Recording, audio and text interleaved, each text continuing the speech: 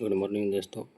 आज हम part number 31 मध्यकालीन भारत स्टार्ट करें। इसके पहले मॉडर्न हिस्ट्री जो भी था आधुनिक भारत उसको हम समाप्त कर दिए थे। अब मध्यकालीन भारत की ओर बढ़ रहे हैं।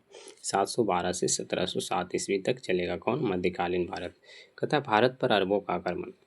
सिंध क्षेत्र में दाहिर नाम का व्यक्ति शासन करता था। अरब में अलहजाज नाम का व्यक्ति शासन करता था। देखिए ये सब पॉइंट ध्यान दीजिएगा तब आगे समझ में आएगा कि सिंध क्षेत्र में दाहिर नाम का व्यक्ति शासन कर रहा था। अरब सिंध में क्या कर रहा था? अलहजाज नाम का व्यक्ति शासन करता था। इसको एक्स्ट्रा फैक्ट में याद कर लिया कि 632 ईस्वी में पैगंबर साहब की मृत्यु हो गई और पैगंबर मोहम्मद साहब को 610 ईस्वी में ज्ञान की प्राप्ति हुई। कहाँ हुआ था? हीरा नामक गुफा में। कथा अल हजाज के सेनापति ने 711 ईस्वी में अरब से उबैदुल्ला बुदैला ने भारत पर आक्रमण किया। ये लड़ाई किसके बीच हो रहा है? तो सिंध और अरब के बीच में। और ये भी क्या है? मनगढ़ंत कहानी बनाया गया कि नहीं किसी ढंग से क्या करें, भारत में अधिक सोना है तो उसको लूटें। तो ही अल हजाज के सेनापति ने 711 ईस्वी में अरब से उबैदुल्ला बुदैला ने भारत पर क्या किया? आक्रमण कर दिया। आक्रमण में हुआ क्या? कहता यह असफल आक्रमण था। इसमें क्या हुआ कि उबैदुल्ला बुदैला हार जाता है सिंध के राजा दाहिर से। सिंध में जो शासन राजा दाहिर कर रहा था उससे क्या होता है? हार जाता है। फिर देखिए 712 ईस्वी में मोहम्मद बिन कासिम जो कि अल हजाज के क्या थे? सेनापति थे। फिर दोबारा आक्रमण किया भारत पर आक्रमण किया और राजा दाहिर को दोबारा में क्या किया? हरा दिया। और क्या हुआ परिणाम कि वहाँ उसका दो बेटी था। किसका? राजा दाहिर का दो बेटी था। एगो सूर्य देवी था और एगो निर्मला देवी था। उसको अल हजाज के पास भिजवा दिया।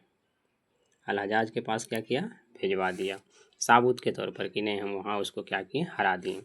कहता है 713 ईस्वी में मोहम्मद बिन कासिम ने मुल्तान पर आक्रमण किया। 713 में क्या किया? मोहम्मद बिन कासिम ने मुल्तान पर आक्रमण किया और मुल्तान को स्वर्ण नगरी कहा जाता था। दाहिर सिंध का शासक था। दाहिर कहाँ का शासक था? सिंध का शासक था। इसका पहले भी बता चुके हैं। कहता है मोहम्मद बिन कासिम ने भारत में जजिया कर की शुरुआत की। सबसे पहले भारत में अगर जजिया कर की शुरुआत किया था तो मोहम्मद बिन कासिम ने की, जो एक धार्मिक कर था जो गैर मुसलमानों से लिया जाता था। किससे लिया जाता था? गैर मुसलमानों से। गैर मुसलमान कहने का मतलब हुआ जैसे हिंदू हो गया, यानी मुसलमान को छोड़कर जितने भी जाति के लोग हैं सबसे क्या किया जाता था? ये धार्मिक कर लिया जाता था। कौन? जजिया। इसका देखिए कार्य क्या क्या किया कौन? मोहम्मद बिन कासिम ने। कथा सोने के सिक्के दिरहम चलाएं। सोना का सिक्का चलाया, दिरहम। खजूर की खेती, ऊँट पालन सिंध क्षेत्र में शुरू किया, यानी खजूर की खेती स्टार्ट करवाया। उसके बाद ऊँट पालन करवाया। कहाँ? सिंध क्षेत्र में। कहता अरबी घोड़े लाया और जो अरबी निवासी था वो तो वहाँ से क्या किया? अरबी घोड़ा लाया। मानसून शब्द का प्रयोग भी प्रथम अरबों ने किया, यानी पूछेगा सर्वप्रथम मानसून शब्द का प्रयोग किसने किया था?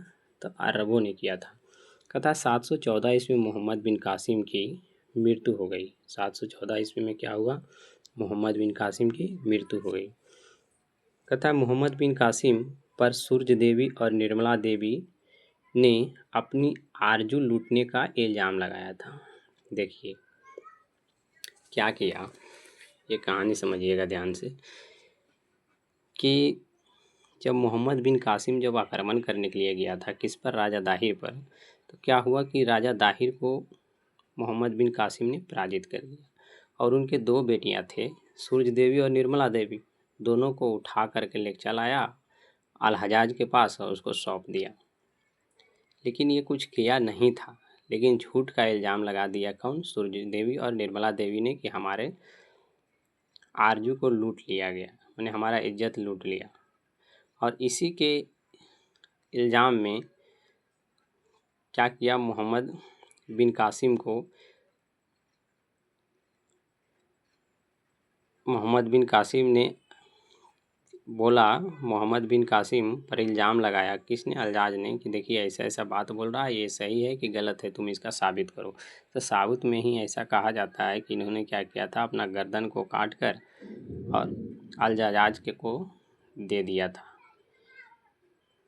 थैंक यू दोस्तों। अब हम आगे स्टार्ट करेंगे पार्ट नंबर 32। मध्यकालीन भारत का पार्ट नंबर 31 ख़त्म हो गया। इसी ढंग से आपका सीरियल्स चलते रहेगा। पूरा इस ढंग से पूरा हिस्ट्री हम कंप्लीट कर देंगे। थैंक्स।